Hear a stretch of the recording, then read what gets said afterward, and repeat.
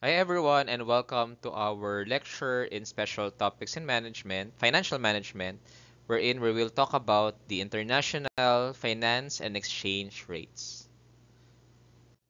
So, here class, no, we will be focusing on international finance and exchange rates. So we all know na of course no when we try to let's say purchase supplies from other countries ay gumagamit tayo ng ibang currency. And of course that currency the exchange rate for that currency can affect the possible cost no na ginagastos natin in terms of purchasing supplies. And actually no, hindi lang siya related sa pag-purchase ng supplies but also in terms of investment no. For example, we try to invest in other countries. Yun no, naapektuhan din ng exchange rate yung purchase price ng stocks if we will be buying stocks from other countries. At the same time, when multinational corporation operates in our country or our local company no operates in other countries, no, yung exchange rate also affects the operation, no, specifically on the operational costs and expenses related uh, to the business. So when you say the word international finance, it examines the intricate web of financial operation that multinational corporation engage in across multiple countries. Kasi class, no, when multinational companies operates, ay iba't ibang currency yung of course no yung kanilang kailangang gamitin per country. And of course, no, let's say if you're going to finance, no, a certain uh, business, no, or operating another country, you will be needing other currency for that. As companies expand their reach beyond borders, they counter a myriad of challenges and opportunities, making it imperative to understand the dynamics of international finance. So, when we talk about exchange rate, this is very basic, no? Na it really plays a pivotal role in the global financial landscape, acting as the compass for cross-border transaction and influencing performance of businesses across the world. For example, no, normally ang nagiging barometer, no, as of now is the dollar, no, which is let's say no for every $1, that is equivalent to 56 pesos. So for example, kagaya ng sinabi ko kanina, if I'm going to buy products from other countries, possible that I'll be needing dollars. So kumbaga, pag tumataas yung power ng dollar over peso, mas tumataas din yung expenses ko. Kasi for example, 56 pesos per dollar, tapos naging 58. No? So kumbaga, mas tumataas yung expenses ko kasi nga I need to buy dollar for me to purchase supplies from that country. Okay? Understanding how exchange rates fluctuate and impact multinational corporation is essential for making informed financial decision in the global marketplace. Kumbaga, no, other businesses, they operate in Asian countries due to the reason that their currency is dominant to that local currency. Kaya nga, for example, when you go to Cambodia, 'di ba? And of course, no, you have let's say $1,000. Sobrang laki na no dun sa Cambodia because the exchange rate of dollars to Cambodia is really really big. Okay? Kaya malaki na yung mabibili mo sa Cambodia if you have $1,000. So kumpara if you're in the US, low yung purchasing power niya kasi nga mas mahal yung mga items doon, no, na binibili. So, yung $1,000 is hindi siya ganun kalaki pagdating sa US na.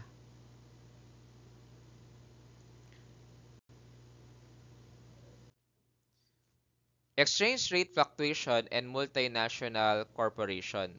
So, impact on multinational corporation or MNCs.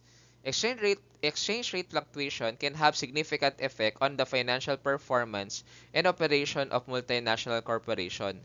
As MNCs engage in cross-border trade, investment, and financing, they become susceptible to currency movements which can result in both advantages and challenges.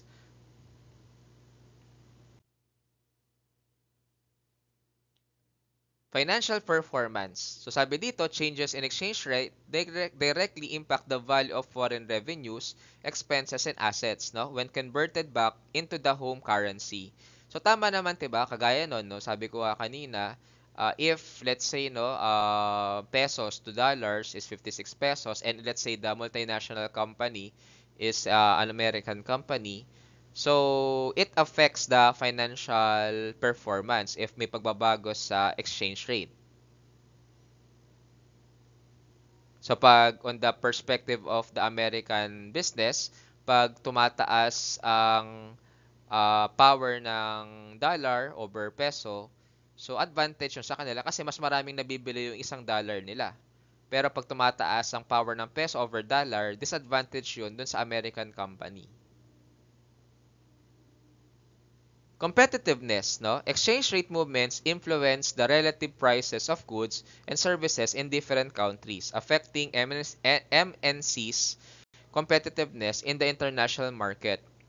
So dahil daw sa mga, yun nga, sa fluctuation ng exchange rate, naapektuhan yung mga prices ng goods and services in different countries. Okay? Also, risk identification, identifying and measuring potential exposures to exchange rate fluctuation is the first step in managing risk effectively.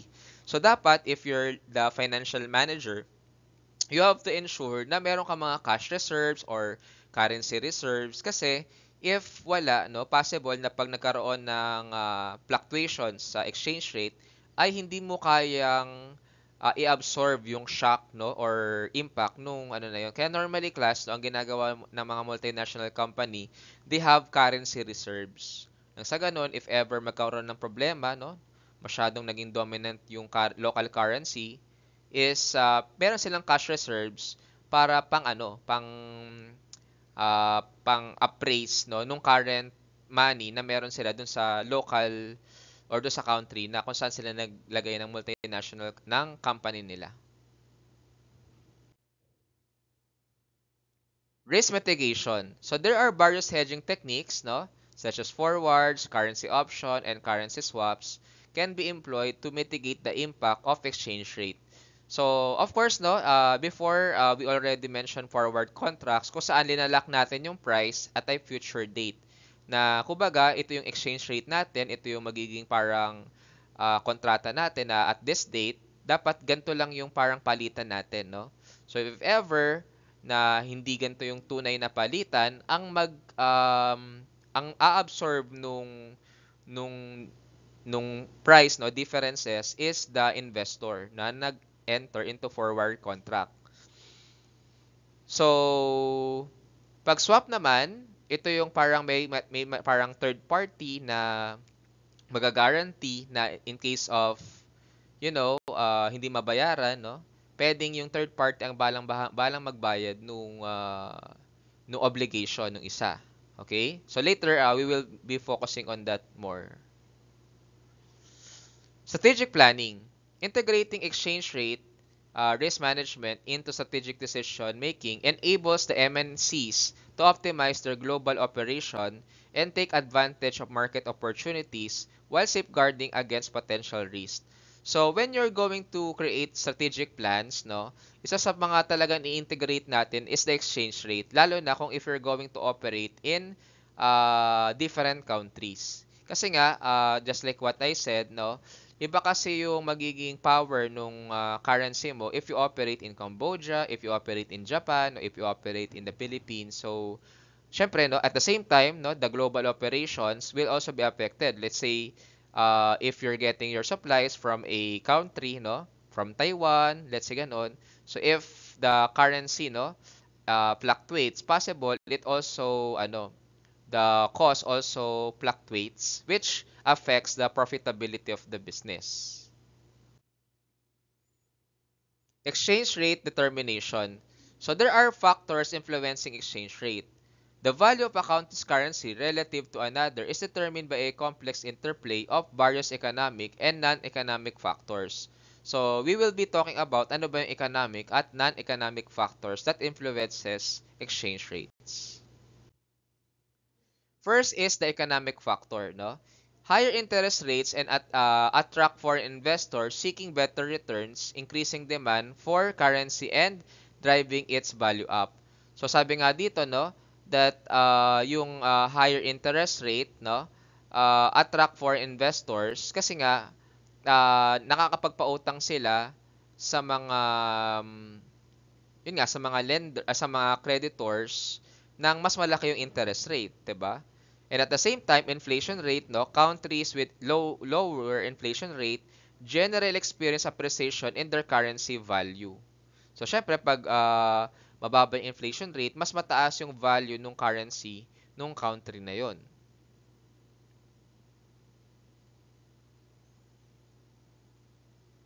The next one is trade balances. A country with a trade surplus exports exceedingly imports. Okay? So, kumbaga, pag may trade surplus, mas malaki yung export ng isang country rather than their imports. So, typically, sees an appreciation in its currency due to the increased demand for its goods and services. Pero baliktad yun, pag mas mataas ang imports mo sa export, sabihin nun, medyo, yung currency mo, medyo di ganun kataas ang demand. Okay? Economic performance, no? Strong economic growth and stable economic indicators can positively impact a currency value. So, if ang isang country ay lumalago ang ekonomiya, syempre it affects the value of the currency of that country.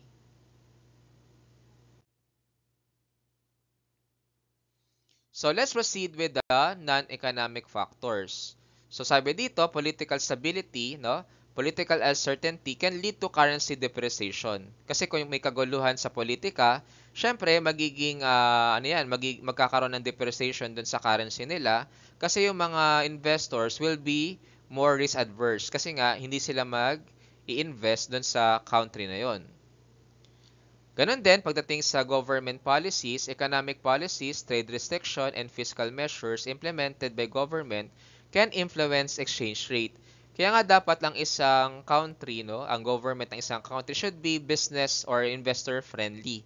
Dapat is tama lang yung mga trade restriction na ni-implement nila. Dapat yung kanilang mga policies is friendly to the investors. Nang sa ganon, mahikayat yung mga investors na mag-invest dun sa country nila.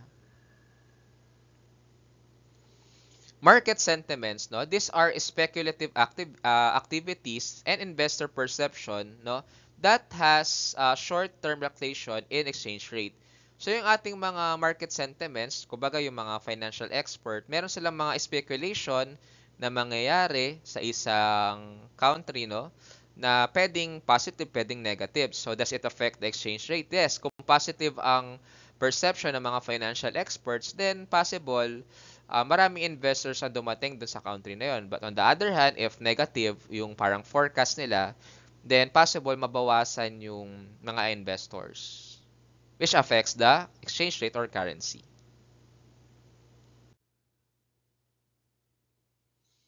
So let's proceed with exchange rate mechanism. Sabi dito, exchange rates are determined through interaction in foreign exchange market where buyers and sellers trade currencies. So, syempre, no, sa foreign exchange market o yung tinatawag nating forex, okay, that's the acronym, talagang may mga nagpapalitan dyan ng mga buyers and sellers, no? Kung saan, yung mga buyers, they buy the currency as low, no, as possible. Then once the currency value of the currency becomes higher, then they can sell it again to the forex or foreign exchange market. So there are some players who play a role no in the exchange rate. Number one is the central bank, no. Central bank plays a crucial role in managing their country's exchange rate. Through monetary policies and intervention, they aim to stabilize their currency and support economic objective. So, syempre si central bank, siya yung nagre-regulate ng mga bangko sa isang country. Does it affect the foreign exchange? Yes, kasi may kapangyarihan silang i-regulate yung mga bangko. For example, tataasan nila yung interest rate, no? O kaya bababaan nila. Or pwedeng taasan nila yung cash reserves na tinatawag ng mga bangko, which affects the foreign exchange rate, no? Kumbaga yung mga policies nila, yung kanilang mga actions affects the exchange rate. Kasi nga may control sila sa mga bangko. Currency market, no? The forex market, being the largest and most liquid financial market globally, drives exchange rate movements based on supply and demand dynamics. So for instance, no, mataas ang demand for exchange of one currency, let's say yuan, kasi maraming gustong bumili ng products from China. So that is an example of a currency market. Significance in financial decision.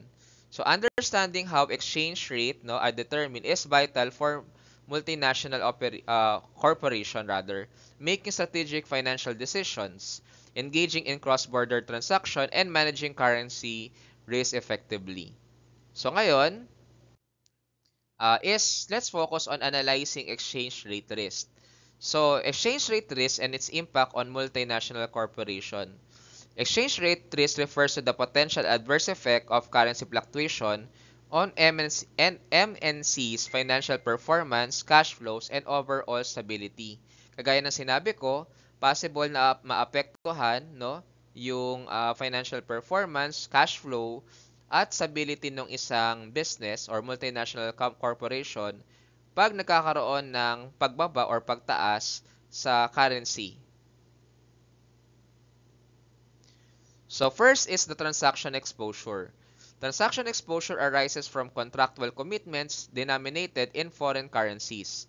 Changes in exchange rates between transaction date and settlement date can lead to gains or losses for multinational companies. Kasi for example, no, na yung, transaction date, no, possible kasi dun sa date na kunyari bumili ka nung dollar or bumili ka ng isang currency, pwedeng mataas, no? Pero nung binenta mo na siya or yun nga nagsettle ka na, pwedeng bumaba yung value. So possible na nagkaroon ka ng losses.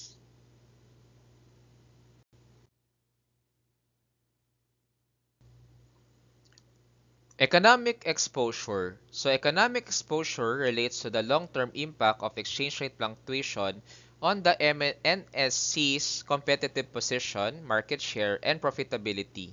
It involves considering the effects of currency movement on the underlying fundamentals of the business. Kasi no, for example, no, gustong mag-expand ng multinational corporation.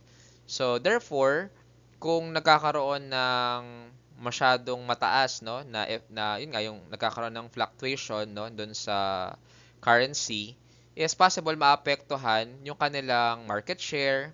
Ganun din, no, imbes na makapag-price sila ng mas mababa, pwedeng hindi nila magawa dahil nga because of that currency fluctuations that will affect their profitability. Translation exposure. Translation exposure results from consolidating financial statements of foreign subsidiaries into the reporting currency of the parent company. So kagaya ng sinabi ko kanina, 'di ba, na kunyari no, dadalhin sa Cambodia, dito sa Philippines, no? Syempre pesos ang ginagamit natin, syempre gumagawa dito ng financial statement. Then yun nga i-translate no doon sa parent company, let's say America, no? So if mas tumataas ang peso ng peso over dollar, syempre automatic yun na magkakaroon yan ng reflect doon sa overall financial performance of that business kasi nga dapat no laging kung ideal yun sa perspective ng American company, dapat mas laging dominant yung dollar over peso. No? So parang mas pabor sa kanila 'yon. So it will affect their reported financial results. Measuring and assessing exchange rate risk exposure. So analyzing and quantifying exchange rate risk no exposure is essential for MNCs to implement appropriate risk management strategies. So dito class no, sinasabi natin na we have to measure at assess no, ano ba yung magiging exposure natin pagdating sa exchange rate risk. So the first one is we can assess that, no, through sensitivity analysis. So in sensitivity analysis, we try to know, no, the impact of potential exchange rate changes on financial management and cash flow. Second one is the bar or value at risk, no? Bar is a statistical measure used to estimate the potential losses or gains from extreme exchange or rate movements. So dito, gumagamit tayo ng statistics para malaman natin ano ba yung possible losses or gains pag nagkaroon ng matinding exchange rate movements. Also, we have the scenario analysis wherein we are trying to examine various scenarios of exchange rate movements and their effect on the MNC's financial position. Let's proceed with managing foreign exchange risks. So there are strategies for mitigating foreign exchange risks. So to protect against adverse effects of exchange rate fluctuation, multinational corporation can employ various risk management techniques. First is the currency hedging. So currency hedging involves financial instrument to lock in exchange rates and reduce the impact of currency movement on cash flow. So with the use of the derivatives, no, like currency hedging, pwede nating ilock yung mga exchange rate o yung mga prices ng one currency to another. So we have the forward contract. So dito yung mga MNCs rather, can enter into forward contracts to buy or sell currencies at a pre-agreed rates on future date, no? Providing certainty about future cash flow. So dito, meron tayong kasunduan na ito yung magiging rate natin at sa future date, ito yung parang magiging exchanges natin. Next one is the currency option. Dito naman, currency option give the MNCs the right but not the obligation to buy or sell currencies at a specific exchange rate, providing flexibility in managing risk. So dito may kasunduan na pwedeng bilhin or ibenta yung isang currency at a specified exchange rate. So kumbaga, may karapatan pero wala naman siyang obligasyon na i-implement yung currency option contract. Depende sa gusto, no, nung isang party. When you say the word future contract, it is actually similar to forward contract wherein it allow the MNCs to lock in future exchange rate. But they are standardized and traded on exchanges. Kasi sa future contract, normally dun sa, for example, sa Philippines, we have the Security and Exchange Commission, no? Sa Philippine stock market. Pero si forward kasi, pwede kasi siyang over the counter or OTC. Natural hedging. So natural hedging involves matching currency inflows and outflows to operational decision, reducing the need for external hedging instrument. So dito is kumbaga internally, no, gumagawa tayo ng paraan or mga decision na kumbaga kunyari, no, are we going to use more currency ganito, no, na ganito, or we will try to lessen the use of this currency kasi it will affect our cash flow. 'Di ba? Kunyari, no, masyadong mataas na yung yuan and then may alternative like for example sa Vietnam, no, iba yung currency ng Vietnam. So pwedeng may supplier din sa Vietnam na iba yung currency na gagamitin ko. So para ma-reduce yung need, no, for a higher exchange rate. So, ganun din, diversifying operation and revenue sources across different countries can offset the impact of exchange rate fluctuation. So, ang ginagawa ng iba, ng mga multinational companies, naglalagay sila ng mga businesses sa different countries with different currency. Parang sa ganun, kung kunyari, no, doon sa isang country, medyo bagsak yung currency nila doon, pero doon sa isang country, mataas yung kanilang currency. So, na-offset, no, yung mga losses nila. Matching currency cash flows. So, aligning currency cash flows from sales and expenses helps minimize net exposure. So, dito is, no, we are trying to, yun nga, no, we are trying to manage our cash flow with the currency that we are using. So we ensure na meron tayong parang currency net cash flow na current na kunyari no yung currency natin is dollar no.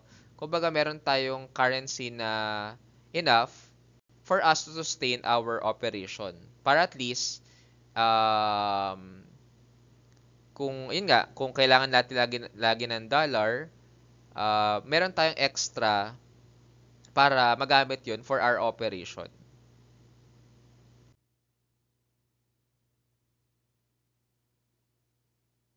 Next is operational hedging. So operational hedging, making a strategic decision that indirectly mitigate exchange risk. So for example, no, bibili tayo ng bagong o kaya mag-invest tayo into technology na pwedeng we will try to create our own supplies, no, rather than outsourcing it, no. So these are just example of operational hedging. So, yun. Example is production decision, no? Locating production facilities in different countries can help balance currency exposure. Na kumbaga, yung production facilities ko pwede kong ilagay sa China kasi mas mababa yung labor cost doon. Parang ganon.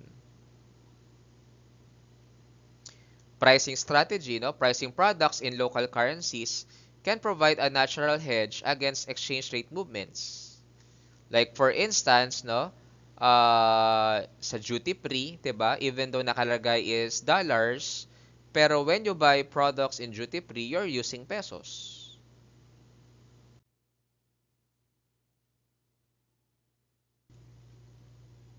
So, let's proceed with international capital budgeting decision rather. So, what are the challenges in international capital budgeting? So, it involves no, evaluating investment projects to determine their feasibility and potential return. Kasi, when we do capital budgeting, like for example, dun ka gagawa ng planta, no, you have to consider kung feasible ba siya at kung bababalik niya ba or magkakaroon tayo ng ROI. Baka kasi mamaya, no, we created a plant in this country, pero wala pala siyang potential returns. So, just like what I said, no, currency risk, exchange rate fluctuation can significantly impact the cash flow generated by the international investment projects, introducing uncertainty into financial projection. So, diba class, now we are doing some projection, inaalam natin kailan ba tayo magkaka-ROI. So, syempre, if nagkakaroon ng fluctuation sa exchange rate and we put, let's say, our plant, no, in a country, no? So possible na yung ROI or yung payback period ay maapektuhan, mas tatagal or possible ma-decrease yung ROI natin per year. Ganun din class, political and regulatory risk. Political instability and changes in regulatory environment in foreign countries can affect the viability of investment project. Kung hindi okay yung politika doon, yung government doon, or yung mga regulation, possible hindi maging feasible or viable yung mga investment project natin doon sa country na yon. Country-specific risks. No? Each country has unique economic condition, market characteristic, and cultural factors that must be considered during the decision making. Syempre, when you're going to, to decide what country you're going to invest, syempre, you have to consider, for example, sa Pilipinas, ang nakikita lang ng mga investor dito, syempre, no, one of our advantages is the labor. Kasi dito, we could speak both in Filipino and English, no? We can understand English, no? So, therefore, if there will be investor and the investor will be using their people to train our local uh, to train local employees here in our country, then it will be feasible. Unlike sa iba na, let's say, no, sa Hong Kong, medyo mahirap may communication barrier to cut the story short. Pero ang disadvantage dito, class, is of course, yun nga, yung pagiging business friendly, kasi nga, minsan, ang tagal kumuha ng permit, yung mga ganun. So, there is advantages and disadvantages in investing in the Philippines or in other countries. So the next one is the what we call discounted cash flow analysis. So napag-usapan na natin to before that when you're doing discounted cash flow, no, you're evaluating investment project and it requires adjustment in international context. Kasi kinukuha natin yung present value, inaalam natin yung rate of return na expectation na minimum capital, no? Minimum return from the capital of the investor. So, iba't iba yan, no? Depende sa country na pupuntahan natin. So, first is risk-adjusted discount rates. So, to account the additional risk associated with international investment, MNCs may apply higher discount rates when calculating present value of cash flow. So, pag sinabi ulit natin discount rates, ito yung expected na minimum rate of return ng mga investors. So, syempre, pag sa ibang bansa, no, nagkakaroon tayo ng higher discount rates. Cash flow projections. So, it must be considered not only expected revenues and expenses, but also the potential impact of exchange rate fluctuation and other country-specific factors. So, yung cash flow projection ay dapat natin i-consider, guys, kasi nga when when you invest in other countries, you have to consider hindi lang daw yung revenues and expenses, pero yung impact ng exchange rate dun sa cash flow. Then, sensitivity analysis, just like what we mentioned a while ago, no? It helps to assess how changes in key variables such as exchange rate and interest rate affect the net present value and internal rate of return.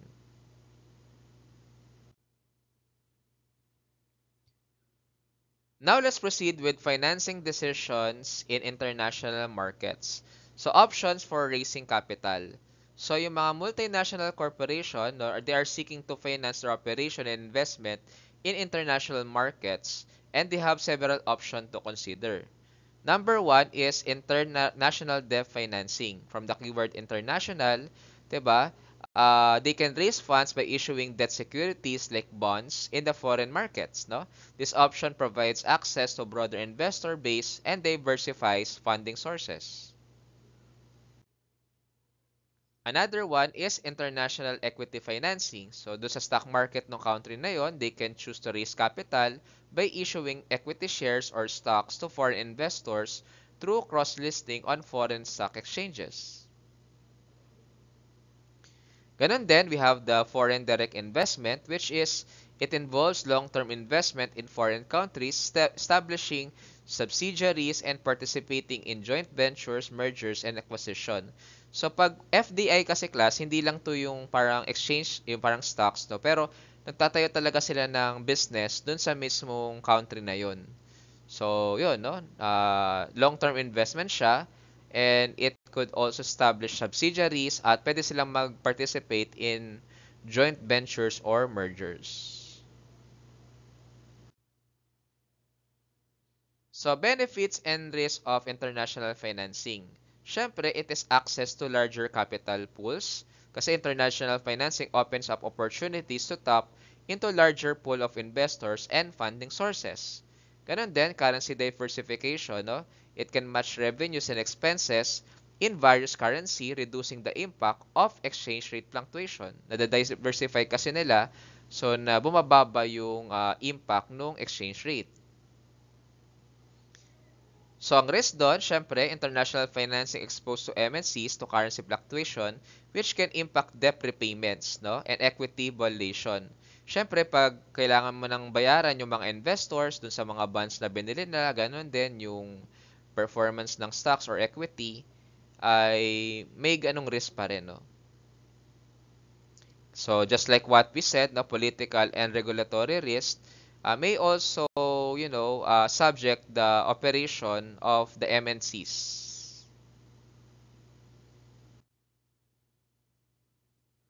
So, what are the strategies for managing financing risk? First is the currency swaps, no? Currency swaps allow the multinational corporation to exchange their prepayments in one currency for another, which reduce currency risk exposure. So, kumbaga, gagamit tayo ng payments na iba yung currency na gagamitin natin.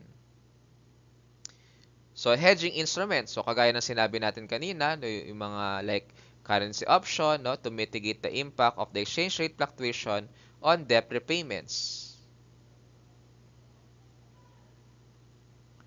Ganon din, local currency financing. So we could borrow local currency of the host countries, can provide natural hedge against exchange rate risk. Kumbaga, imbes na mangutang ka ng dollar, if you're an American company, then you can borrow peso, no, in the local financial market in that country.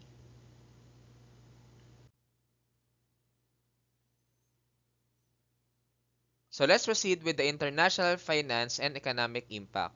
So the interconnection of financial finance and economic stability. Sabi dito, international finance plays a crucial role in the stability and growth of national and global economies. The seamless flow of capital and efficient allocation of resources across borders foster economic development and prosperity. So sa panahon ngayong class, no, talagang masasabi natin na yung international finance, napaka-crucial niyan pagdating sa pagiging stable at paglago ng isang multinational companies or business. Kasi nga, ngayon, no, konektado na ang, kahit, yes, the distance, no, is not anymore a barrier pagdating sa financial market. Pwede tayong manghiram sa other countries, pwede tayong magpahiram sa other countries, no? Pwede tayong mag-invest sa other countries, pwede mag-invest sila sa atin. So, talagang nagkakaroon talaga ng economic development and prosperity because of the international finance. So, ano ba yung mga factors, no? First is economic stability. A stable exchange rate and effective risk management by multinational corporation contribute to the overall economic stability.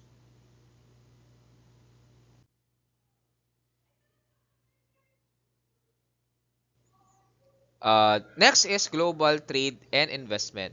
So international finance facilitate global trade and cross-border investment, boosting the economic activity and creating employment opportunities.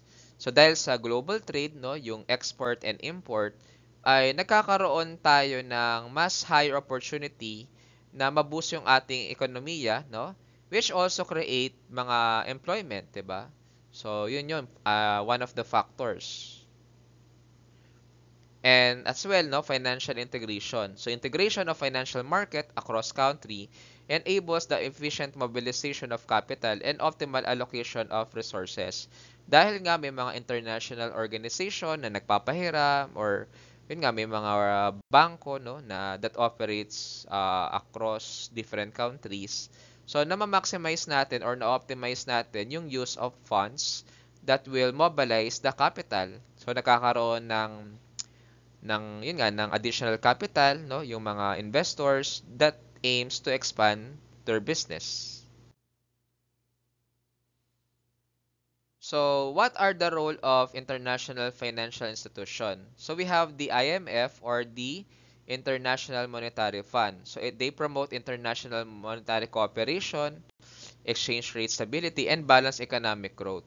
So, nagpo-provide din sila ng financial assistance to countries facing balance of payments problem. Na, kunyari nga, masyado nang mataas yung import nila. So, pwede nagpapahiram sila ng pera at a lower interest rate dun sa country na yon.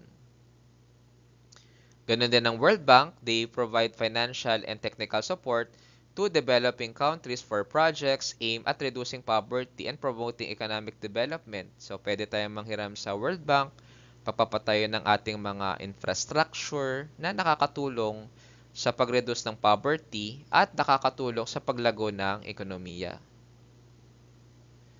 As well as international finance regulatory bodies. So these international financial regulatory bodies set standards and regulation to promote financial stability and mitigate systematic risk in global financial system.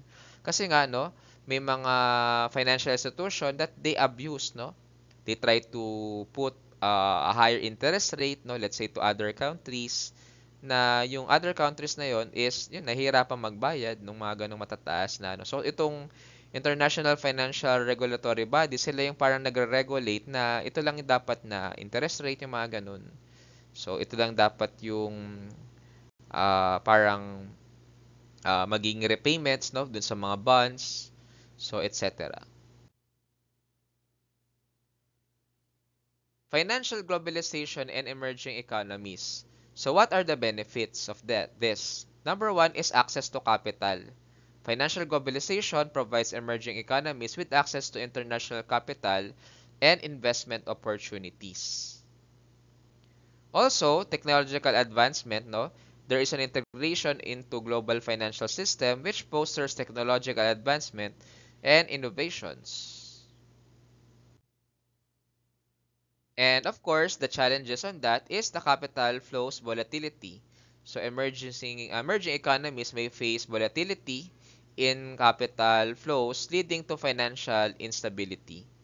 So pag sinabing volatility, ito yung parang mga danger pagdating sa yun nga related dun sa capital kasi possible na ah pwedeng magkulang yung capital nila, no? Pwedeng yun nga may mga financial institution that take abuse, no? And put a higher interest rate which will no which will um, create no a burden to those who borrow money from those financial institution. And ganoon din yung currency depreciation. So, possible na magkaroon ng capital outflows pag may depreciation sa currency.